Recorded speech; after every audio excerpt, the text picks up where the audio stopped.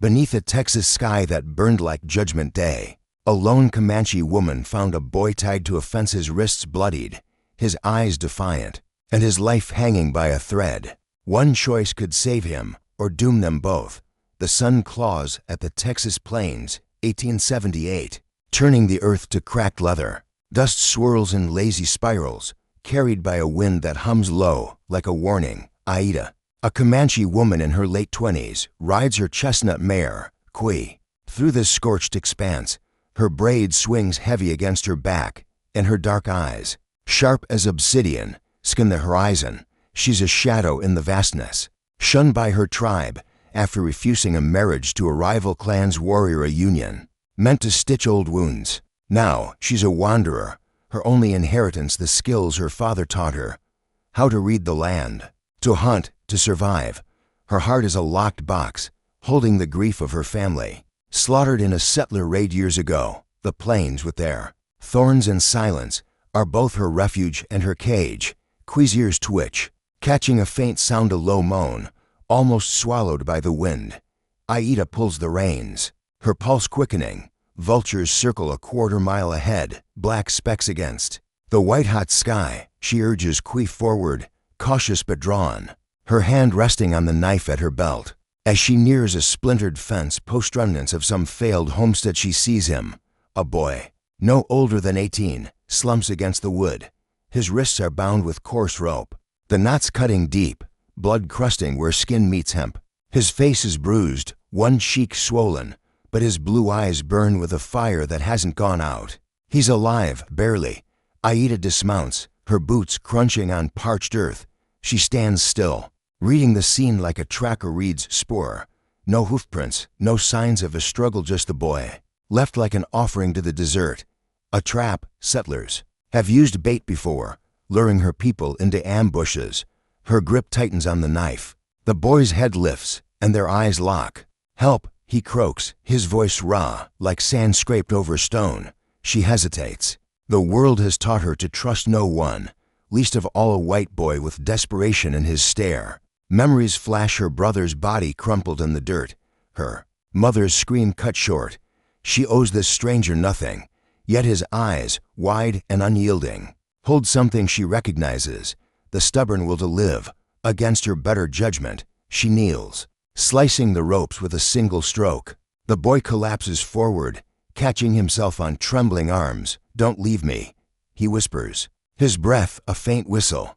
Aida's jaw tightens. She could walk away, let the plains decide his fate, but something stirs, a flicker of warmth, like a spark in dry grass. She pulls her canteen from Kui's saddlebag and presses it to his cracked lips.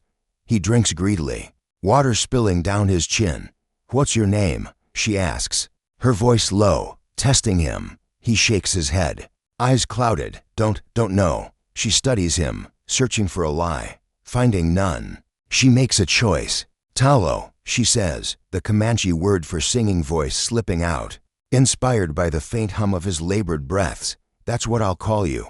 She helps him stand, his weight heavy against her shoulder. He's taller than her, weary but weak, his shirt torn and stained. She glances at the horizon. No dust clouds, no riders, not yet. With Talo half draped over Kui, Aida leads them toward her hidden camp, a narrow canyon where red rock walls cradle a trickle of water.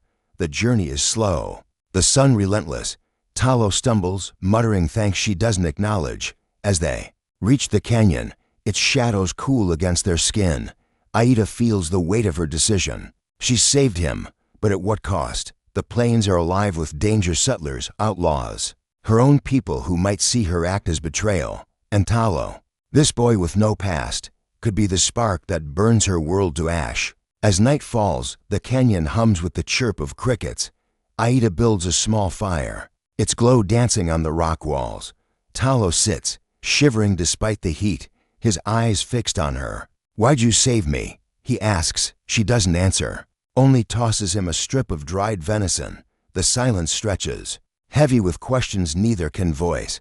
The stars above glitter like a promise or a warning. The canyon walls glow red under the dawn's first light, their jagged edges softened by the cool breath of morning. Aida kneels by the trickling stream, filling her canteen as the water catches the sun like shards of glass. Her chestnut mare, Kui, grazes on sparse tufts of grass nearby, her tail flicking at flies. The air smells of sage and damp earth, a rare mercy in the Texas plains of 1878. Aida's braid is loose today, strands falling across her face as she works. Her movements precise but weary. She's been alone too long, and the weight of it sits heavy in her chest, like a stone she can't dislodge. Talo, the boy she named, lies on a bed of woven grass under a rock overhang. His breathing steadier now but still shallow. His bruises have darkened to purple, and his chestnut hair clings to his sweat-damp forehead. Aida glances at him, her dark eyes narrowing.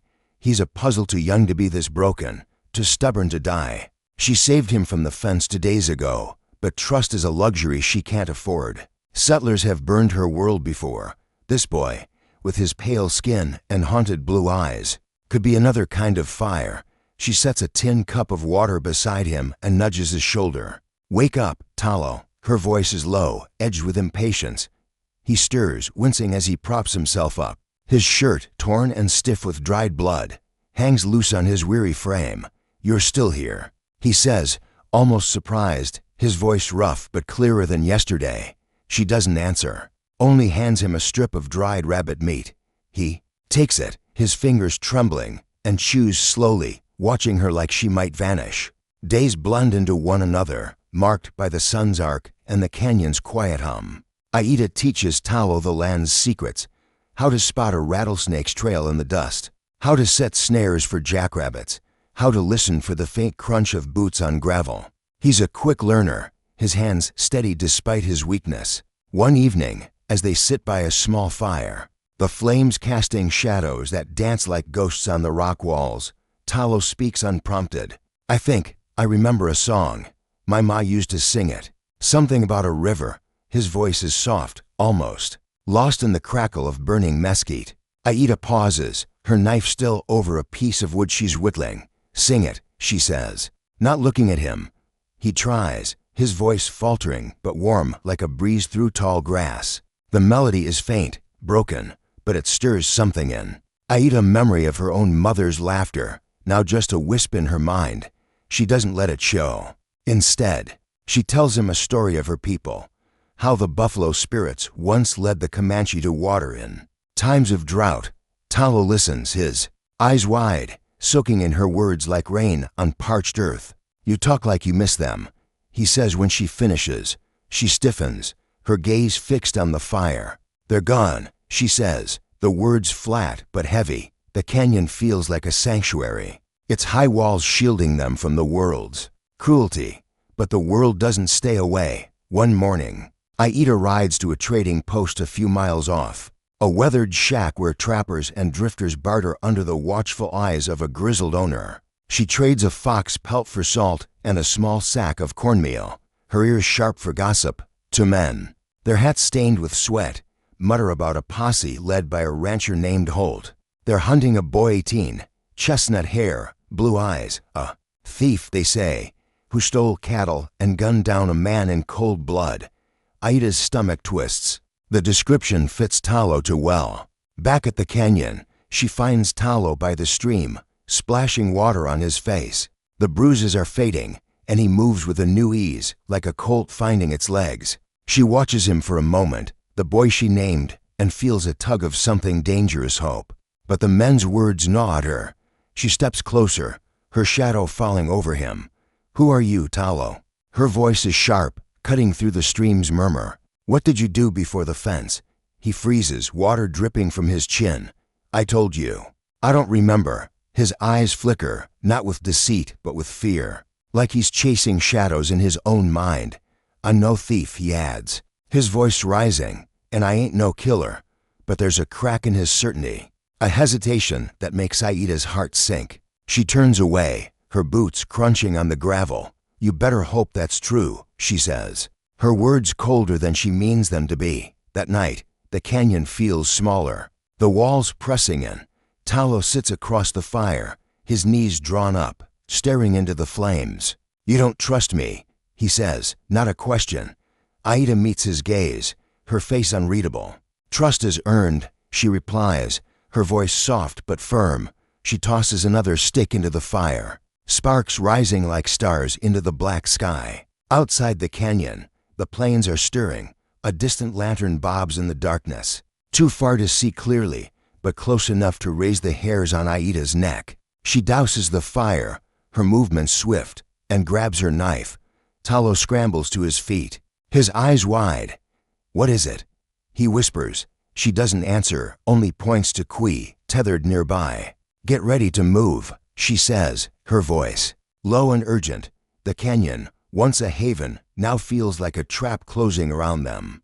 The night is thick, the Texas plains swallowed by a darkness so deep it feels like the world is holding its breath. Aida crouches at the canyon's edge, her eyes locked on the distant lantern bobbing like a firefly in the void. Its glow flickers. Closer now, joined by another. Her heart thuds, steady but urgent, as she grips her knife, its bone handle worn smooth by years of use. Kui stands tethered behind her, ears pricked. Sensing the tension, Talo, crouched nearby, clutches a stick. He's sharpened into a makeshift spear, his knuckles white. "Who's out there?" he whispers, his voice barely audible over the chirp of crickets. Aida doesn't answer, her gaze fixed on the horizon. The plains, once her ally, now feel like a vast, open trap. She motions for Talo to follow, and they slip deeper into the canyon, where the walls narrow and the stream's murmur masks their steps. "We can't stay," she says, her voice low and clipped. "They're too close." Talo nods, his blue eyes wide with a mix of fear and resolve. He's stronger now, the days in the canyon having steadied his frame. But his arm trembles as he adjusts his torn shirt. Aida notices but says nothing. She's still wrestling with the words. She overheard it, the trading post thief, murderer, a boy who fits Talo's face. Yet here he is, following her without question. His trust in her is fragile and real as the starlight above. They pack quickly. Aida rolls her blanket, secures her snares, and slings her canteen over her shoulder. Talo stuffs the last of the dried rabbit meat into his sack, his movements clumsy but earnest. As they mount Kui, Talo behind Aida, the mare snorts, uneasy under the double weight. The canyon fades behind them as they ride into the open plains, the night air sharp with the scent of dust and creosote. Aida picks a path through low gullies, avoiding the high ground where their silhouettes could betray them. Talo's hands grip her waist, hesitant at first, then firm, as if anchoring himself to her strength. Dawn breaks, painting the sky in streaks of gold and ash. They find shelter in an abandoned sod house, its walls crumbling like old bones, half buried in sand. The roof is gone, leaving only a skeleton of beams against the morning light. Inside, the air is stale, thick with the ghosts of forgotten dreams. Aida checks the perimeter, her boots silent on the packed earth. Talo slumps against a wall, his face pale, exhaustion carving lines around his eyes. "You think they're still out there?" he asks, his voice hoarse. Aida glances through a cracked window, the plains stretching endless and empty. "They don't stop," she says, her tone flat but heavy with truth. As they rest, Talo's memories begin to stir, jagged fragments cutting through the fog in his mind. He speaks in fits and starts, his voice low, like he's afraid of what he'll find. "I see a saloon, men shouting. A gun went off. Blood on my hands." He stares at his palms, as if the stains are still there. Aida sits across from him, her knife idle in her lap, listening. "I didn't want to hurt nobody," he says, his voice breaking. "But I can't swear I didn't." His honesty disarms her, and for a moment, she sees not a stranger but a boy carrying a weight too heavy for his years. She leans forward, her braid brushing the dirt floor. "You're not running alone anymore," she says, the words slipping out before she can stop them. Talo looks up, his eyes searching hers, and something passes between them, a thread of trust, thin but unbroken. Aida breaks the moment, standing to check Kui, but her heart feels lighter, like a stone lifted just enough to let air through. Their fragile peace shatters at dusk. Hoof beats rumble in the distance, a low thunder that sets Aida's nerves alight. She peers through the window, spotting dust clouds rising against the fading light. 5 riders, maybe 6, their silhouettes, sharp with purpose. Holt's men, she mutters, recognizing the broad-shouldered figure at the front hold. The rancher from the trading post rumors, his hat low and his rifle glinting. Talo scrambles to his feet, his sharpened stick useless against guns. What do we do? He asks, panic creeping into his voice.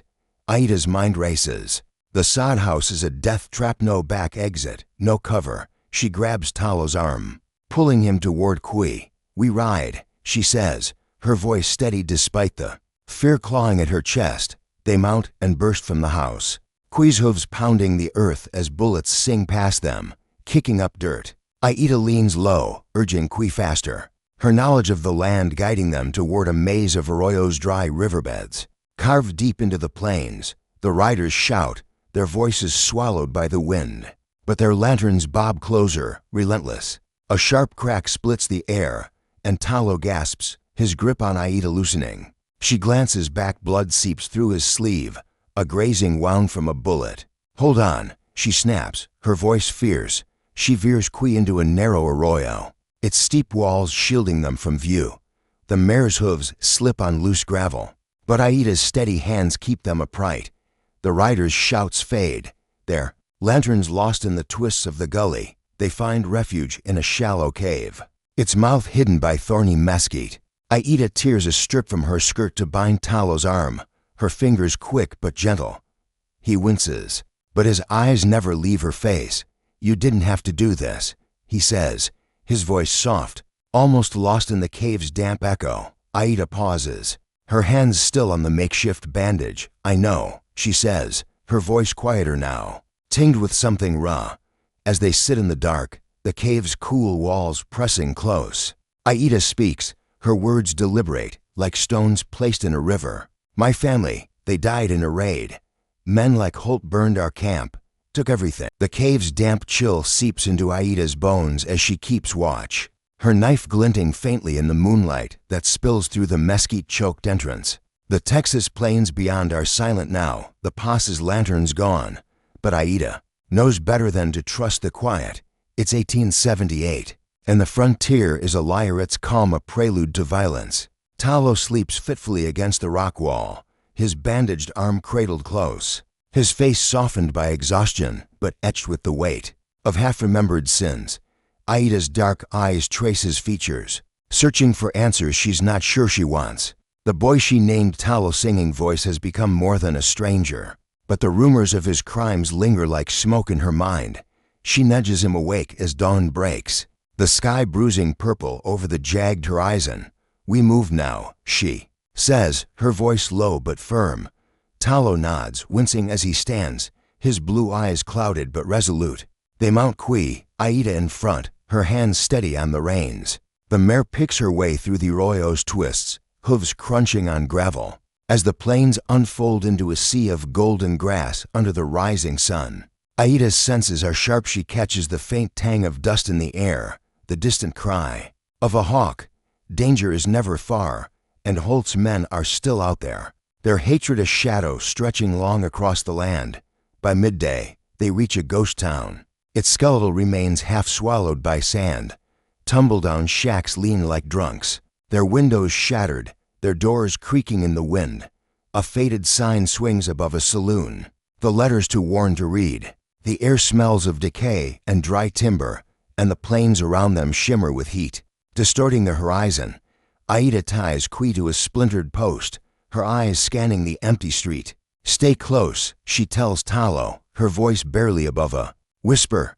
He nods, his sharpened stick clutched tight, his gaze darting to every shadow. Inside the saloon, dust motes dance in slants of light piercing the broken roof. Talo kicks over a splintered chair, revealing a tattered wanted poster crumpled in the dirt. He freezes, his breath catching as he picks it up. The paper is brittle, the ink faded, but his face stares back, a rough sketch of a boy with chestnut hair and blue eyes. The name reads Elias Cole, wanted for cattle theft and the murder of a rancher's son. Aida steps closer, her heart pounding as she reads over his shoulder. That's you, she says, not a question, her voice sharp with betrayal. Talo's hands shake, the poster crumpling in his grip. I remember now, he says, his voice breaking like glass. Flashes flood his mind: a crowded saloon, a fistfight spilling into the street. A man's scream cut short by a gunshot. "I was a hired hand," he says, his words tumbling out. "Worked for Holt. His son, Caleb, started a fight. He was drunk, swinging a bottle. I tried to stop him, but then Holt was there. He shot Caleb, his own son." Talo's eyes are wild, his voice rising. "He blamed me, said I'd hang for it. They beat me, tied me to that fence to die." Aida's breath catches, the truth hitting like a thunderclap. Holt, the rancher leading the posse, isn't hunting justice, he's burying his own guilt. Her mind races, piecing together the rumors, the posse's relentless chase. She sees the fear in Talo's eyes, the boy she's come to know, and believes. "Him, he won't stop," she says, her voice steady now, fueled by a quiet rage. "Not until you're dead and his secret's safe." She makes a choice, one that feels like stepping off a cliff. "We end this," she says, her eyes burning with resolve. "There's a trading post, half a day's ride. Holt's men go there. We face him, tell the truth." Talo stares at her, his face a mix of awe and fear. "You do that, for me?" Aida doesn't answer, only turns to Kui, her silence louder than words. They ride hard, the plains blurring past, the sun scorching their backs. By dusk, the trading post comes into view, a ramshackle building surrounded by wagons and tethered horses, its lanterns casting a warm glow against the gathering dark. Aida's plan is simple but dangerous. Confront Holt in front of witnesses, expose his lie. But as they approach, the air shifts. Holt's broad silhouette steps out from the trading post, flanked by 4 men, their rifles glinting. His eyes lock on Talo, and a cruel smile twists his face. "Found you, boy," he growls, his voice like gravel. Before Aida can speak, Holt's men move, swift and brutal. One grabs her arms, pinning her as she struggles, her knife clattering to the ground. Talo lunges forward, but a rifle butt to his stomach drops him to his knees. Holt steps closer, his shadow swallowing Talo's crumpled form. "You should have stayed dead, Elias," he says, his voice dripping with menace. "Now you and this squaw pay the price." He turns to Aida, his eyes cold. "Give me the boy, and you walk away." Aida's heart pounds, her arms burning, under the man's grip, but her voice is steel. "You're a coward, Holt. Killed your own blood and blamed a boy." The words hang in the air, and Holt's men falter, their eyes flickering with doubt. Talo, gasping, finds his voice. "She's right," he says, his words ragged but clear. "You shot Caleb. I saw it. You can't hide forever." Holt's face twists, rage cracking his composure. He raises his pistol, aiming at Talo's chest. The trading post stands frozen in the dusk, its lanterns casting long shadows that twist across the packed earth. Aida presses her knife to Holt's throat, the blade steady, a bead of blood welling where steel meets skin. Her dark eyes burn, with a fire forged from years of loss, her braids swinging as she leans closer. "Tell them," she says, her voice low, lethal, carrying the weight of the Texas plains in 1878. Holt's men waver, their rifles dipping, their faces caught between loyalty and doubt. Talo stands, clutching his bleeding arm, his blue eyes fierce despite the pain. The crowd trappers, traders, a few wide-eyed women holds its breath, their murmurs a low hum against the evening wind. Holt's jaw tightens, his eyes darting. To his men, searching for an ally. "You're fools if you believe them," he snarls, but his voice cracks, betraying him. Talo steps forward, his voice raw but steady. "You killed Caleb," he says, loud enough for the crowd to hear. "Your own son. I saw you pull the trigger. You tied me to that fence to silence me." The words land like stones, and the crowd stirs, their whispers sharpening. A grizzled trapper spits in the dirt, his eyes narrowing at Holt. A woman in a faded bonnet mutters, "Murderer." Holt lunges, a desperate roar tearing from his throat as he swings his pistol toward Talo. Aida moves faster, tackling him to the ground, her knife skittering across the dirt. The crowd gasps as Holt's men raise their rifles, but when a young ranch hand with a sunburned face lowers his weapon. "Enough," he says, his voice shaking. "I knew Caleb.